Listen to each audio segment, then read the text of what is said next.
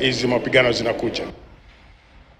Kitawaka kweli kweli hii leo. Haya, tuangazie soka mashinani kwamba serikali kupitia Wizara ya Michezo zimeomba kutumia mawakala hasa katika ngazi ya mashinani kutambua vipaji ambavyo hasa havipati nafasi ya kuonekana wakati vinashiriki mashindano tofauti ya soka. Hii ni kulingana na pale mwakilishi wadi wa Kitusuru ambaye alikuwa anatoa hasa undi yake ya shilingi hasa 1250 kwa Shirikisho la FKF hasa tawi la Westlands, senti ambazo zinafaa kuwaendea talanta chipukizi na kuhakikisha kwamba zinakuzwa ipasavyo, wakisema kwamba huu basi ni mwamko mpya ambao iwapo serikali itaikumbatia watakuwa wanatoa talanta zaidi.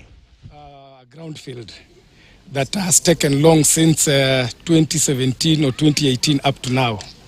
So we need to make sure that that field it is well done so that they can get a place to play. What I urge the government to do is to actually support the youth who are playing football so that they can support them, because you know, if we support them, we get their talents and they might get actually out of our country and get bigger teams to go there and play. We have around 30 teams to 40 teams within the larger Westlands constituents.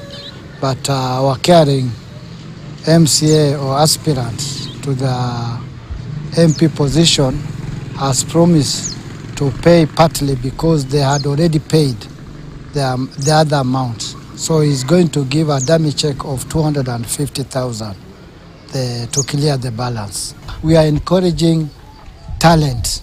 We want the growth of talent, and more so in Westlands.